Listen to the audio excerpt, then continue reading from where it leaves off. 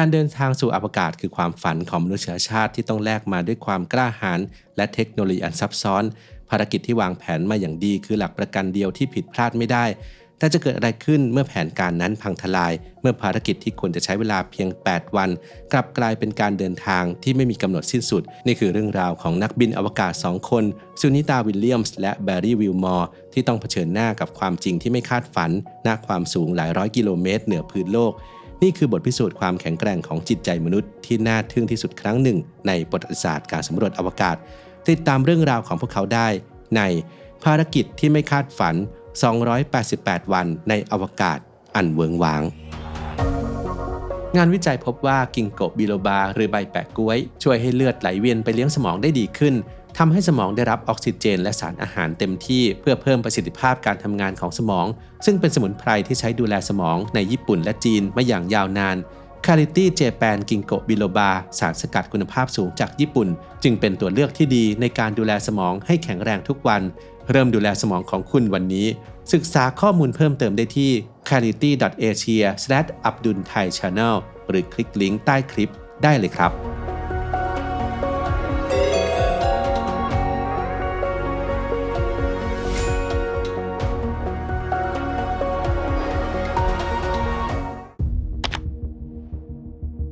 เวลา 10:52 นาทีของวันที่ 5 มิถุนายน ปี 2024 ณ แหลมคานาเวรัล รัฐฟลอริดายานอวกาศ Starliner ที่สร้างขึ้นโดยบริษัทเอกชนอย่าง Boeing ได้ทะยานขึ้นสู่ท้องฟ้าบนยานลำนั้นคือ 2 นักบินอวกาศผู้คร่ำวอดของ NASA ผู้บัญชาการแบร์รี่วิลมอร์และนักบินซูนิตาวิลเลียมส์นักบินอวกาศหญิงเชื้อสายอินเดียผู้มีประสบการณ์ในอวกาศมาแล้วกว่า 322 วันภารกิจนี้มีความสำคัญอย่างยิ่งมันคือเที่ยวบินทดสอบที่มีลูกเรือครั้งแรกซึ่งเป็นบทพิสูจน์ว่า Starliner พร้อมที่จะเป็นหนึ่งในทางเลือกในการขนส่งมนุษย์สู่สถานีอวกาศนานาชาติหรือ ISS ได้หรือไม่และหลังจากเดินทางนาน 25 ชั่วโมงภาพที่ทุกคนรอคอยก็ปรากฏขึ้นยาน Starliner เทียบท่ากับสถานีอวกาศได้สำเร็จวินาทีที่สุนิตาวิลเลียมส์ลอยตัวเข้าสู่สถานีอวกาศด้วยรอยยิ้มและท่าทีตื่นเต้นคือสัญลักษณ์แห่งความสำเร็จครั้งประวัติศาสตร์ทำให้ Boeing กลายเป็นบริษัทเอกชนแห่งที่ 2 ของโลกต่อจาก SpaceX ที่ทำภารกิจนี้ได้ทว่าภายใต้ภาพแห่งความยินดีนั้นไม่มีใครล่วงรู้เลยว่าการเดินทางที่ควรจะจบลงในอีก1 สัปดาห์กำลังจะแปลเปลี่ยนเป็นบททดสอบที่ยาวนานที่สุดในชีวิตของพวกเขาทั้ง2 คน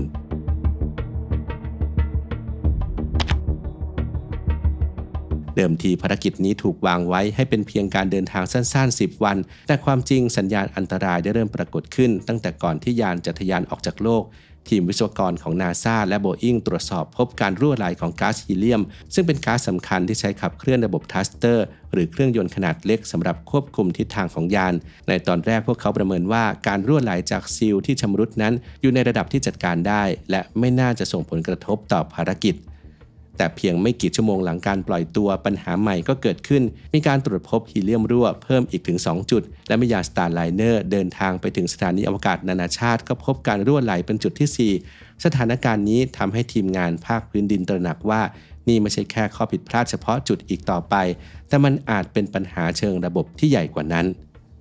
เพราะซ้ำกำซัดไม่กี่ชั่วโมงก่อนการเทียบท่าปัญหาที่น่ากังวลกว่าก็ได้เกิดขึ้นทรัสเตอร์จำนวน5 ตัวจากทั้งหมด28 ตัวไม่ทำงานอย่างกระทันหัน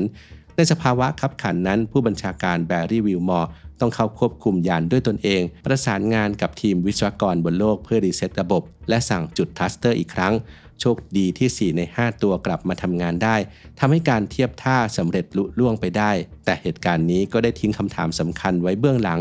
ยานลำนี้จะปลอดภัยพอที่จะพาพวกเขากลับบ้านได้หรือไม่และคำตอบก็คือยังไม่แน่ชัดความเสียหายและความไม่มั่นคงของระบบยาน Starliner ทำให้ทีมงานภาคพื้นดินตัดสินใจว่ายังไม่ควรเสี่ยงใช้งานพายานกลับโลกทันทีเพื่อความปลอดภัยสูงสุดของทั้ง2 นักบินอวกาศ NASA จึงมีมติให้พวกเขาอยู่บนสถานีอวกาศนานาชาติไปก่อนจนกว่าจะมีเที่ยวบินรับกลับที่ปลอดภัยและพร้อมเต็มที่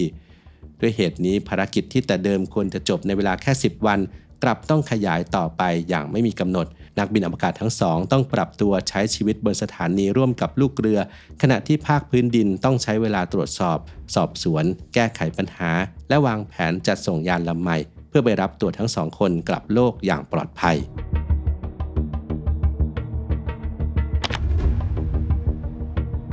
ข่าวการที่นักบินอวกาศทั้งสองต้องอยู่บนสถานีอวกาศนานกว่ากำหนดสร้างความกังวลไปทั่วโลกแต่ในความเป็นจริงแล้วพวกเขาอยู่ในสถานที่ที่ปลอดภัยที่สุดแห่งหนึ่งนอกโลกสถานีอวกาศนานาชาติเป็นทั้งห้องทดลองลอยฟ้าและเปรียบเสมือนบ้านขนาดใหญ่ที่มีพื้นที่ใช้สอยกว้างกว่าบ้าน6ห้องนอนพร้อมสับด้วยสิ่งอำนวยความสะดวกที่จำเป็นต่อการดำรงชีพทั้งห้องน้ำ2ห้องห้องออกกำลังกายและหน้าต่างชมวิวแบบ360องศาที่น่าทึ่งยิ่งกว่าคือระบบยังชีพที่สมบูรณ์แบบของที่นี่สถานีอวกาศมีระบบผลิตออกซิเจนของตัวเองจากการแยกสลายโมเลกุลของน้ำและยังสามารถรีไซเคิลอากาศที่หายใจออกมาเพื่อนำออกซิเจนกลับมาใช้ใหม่ได้เช่นเดียวกับระบบรีไซเคิลน้ำที่ล้ำสมัยซึ่งสามารถเปลี่ยนทุกอย่างตั้งแต่น้ำปัสสาวะเหงื่อไปจนถึงความชื้นในลมหายใจให้กลับมาเป็นน้ำดื่มที่สะอาดบริสุทธิ์ได้อีกครั้งนอกจากนี้สถานีอวกาศยังมีเสบียงอาหารสำรองไว้เพียงพอสำหรับลูกเรือ 6-7 คนนานถึง6เดือนและที่สำคัญที่สุดคือพวกเขาไม่ได้อยู่กันตามลำพังสุนิตาและแบรี่ได้เข้าร่วมเป็นส่วนหนึ่งของทีมลูกเรือประจำภารกิจ Expedition 71 ที่อาศัยและทำงานอยู่ที่นั่นอยู่แล้วพวกเขาจึงไม่ได้ถูกทอดทิ้งแต่กำลังจะเริ่มต้นบทบาทใหม่ในบ้านหลังที่2ซึ่งลอยอยู่ท่ามกลางดวงดาว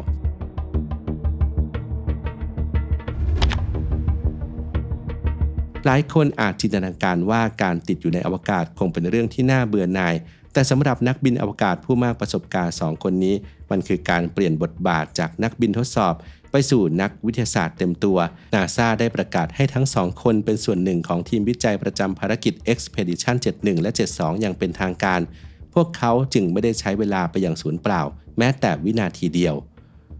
สุนิตาและแบรี่ได้กระโจนเข้าสู่งานวิจัยทางวิทยาศาสตร์ที่สำคัญหลายอย่างซึ่งกำลังดำเนินอยู่บนสถานีอวกาศตั้งแต่การศึกษาพฤกษศาสตร์ในอวกาศอย่างการปลูกดอกไม้การวิจัยการเปลี่ยนแปลงของเหลวในร่างกายมนุษย์เมื่ออยู่ในสภาวะไร้น้ำหนักไปจนถึงการพัฒนาระบบยังชีพที่ใช้วิธีเพาะเลี้ยงสาหร่ายและการทดลองเพื่อค้นหาวิธีบำบัดรักษาโรคเกี่ยวกับความเสื่อมของระบบประสาทประสบการณ์อันโชคโชนของทั้งคู่คือปัจจัยสำคัญที่ทำให้การปรับตัวครั้งนี้เป็นไปอย่างราบรื่นแบรี่เคยใช้ชีวิตในอวกาศมาแล้ว178วันส่วนสุนิตานั้นไม่เพียงแต่เคยอยู่ในอวกาศมานานถึง322วันแต่เธอยังเคยดำรงตำแหน่งผู้บัญชาการภารกิจ Expedition 33 มาแล้วด้วยแม้แต่เรื่องเล็กน้อยอย่างเสื้อผ้าที่เตรียมมาเพียง10วัน NASA ก็ได้แก้ปัญหาด้วยการส่งพัสดุของใช้ส่วนตัวตามขึ้นไปให้แสดงให้เห็นถึงการทำงานอย่างมืออาชีพของพวกเขาและการสนับสนุนอย่างเต็มที่จากภาคพื้นดิน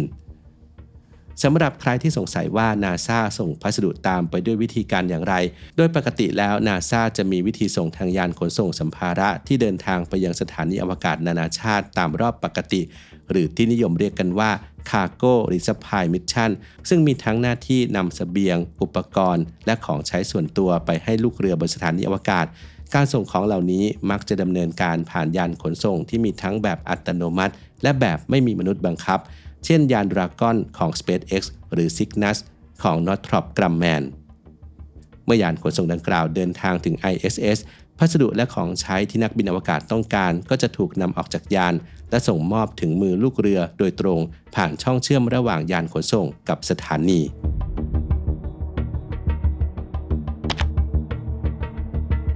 ท่ามกลางพาดหัวข่าวทั่วโลกที่ใช้คำว่าติดอยู่หรือถูกทิ้งในอวกาศตัวของนักบินอวกาศทั้งสองนั้นกลับมีมุมมองที่แตกต่างออกไปโดยสิ้นเชิงในการให้สัมภาษณ์กับสื่อมวลชนครั้งแรกหลังจากเดินทางกลับถึงโลกในวันที่31มีนาคมปี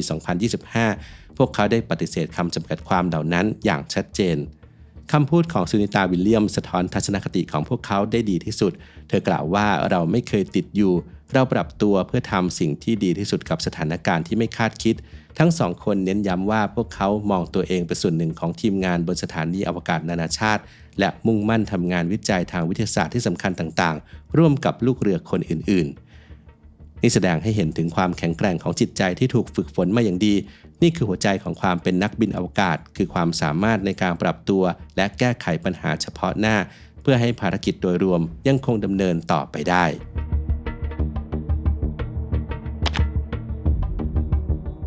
แม้จิตใจของพวกเขาจะแข็งแกร่งแต่ร่างกายมนุษย์ก็ยังคงต้องเผชิญกับความท้าทายอย่างหลีกเลี่ยงไม่ได้การใช้ชีวิตยาวนานเกือบ9เดือนในสภาวะไร้น้ำหนักส่งผลกระทบต่อร่างกายอย่างมหาศาลซึ่งเป็นความจริงที่นักบินอวกาศทุกคนต้องเผชิญ ร่างกายของพวกเขาต้องรับมือกับการสูญเสียมวลกล้ามเนื้ออย่างรวดเร็วภาวะกระดูกอ่อนแอลงจากการสูญเสียมวลกระดูกในอัตราสูงถึง 1% ต่อเดือนรวมถึงการได้รับรังสีคอสมิกในปริมาณที่สูงกว่าบนพื้นโลกและการเปลี่ยนแปลงของการกระจายตัวของเหลวในร่างกายซึ่งทั้งหมดนี้คือราคาที่ต้องจ่ายเพื่อการสำรวจอวกาศในระยะยาว